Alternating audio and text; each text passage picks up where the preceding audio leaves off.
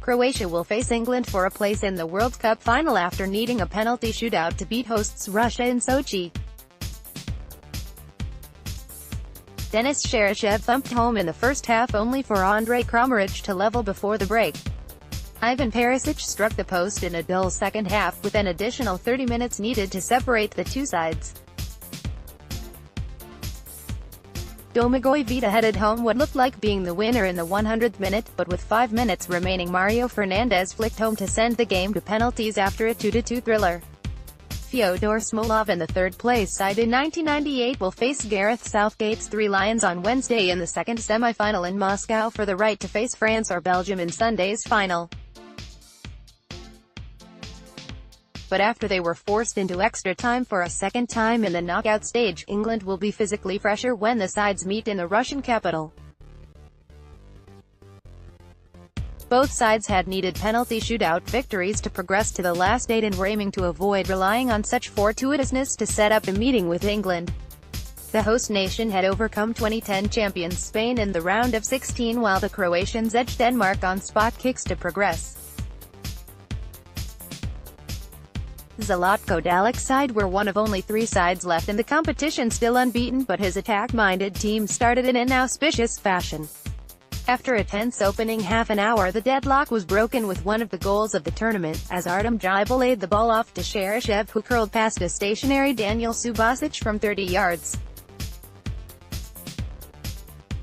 The home fate were left celebrating taking the lead from one of the goals of the tournament for just 8 minutes, as Croatia leveled the quarterfinal.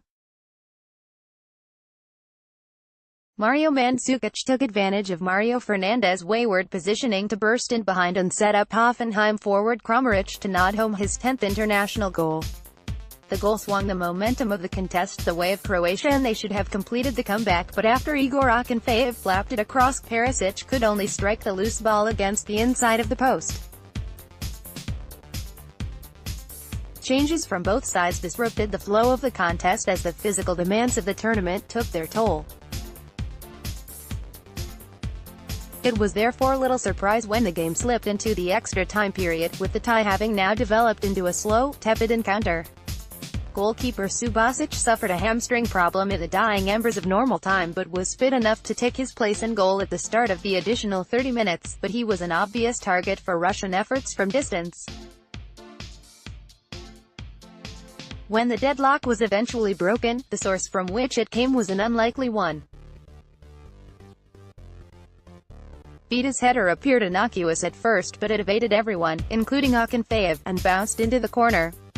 Russia appeared dead and buried, but they produced another moment of drama as Fernandes flicked home substitute Alan Zagoyev's free kick with 4 minutes remaining. Subasic was the hero of the shootout against Denmark, and he picked up where he left off by keeping out Smolov's poor penalty, but Akinfeev gave Russia hope by keeping out Fernandes went from her to Villian by dragging his spot kick wide, before Luka Modric and Sergei Ignashevich exchanged successful penalties. Vida gave Croatia match point by sending Akinfeev the wrong way, but Daler Kuzev kept Russia in it with a calm finish. It was then left to Rakitic to send Croatia through to their first semi-final for 22 years, which he duly did to end Russia's fairy tale campaign at their home World Cup.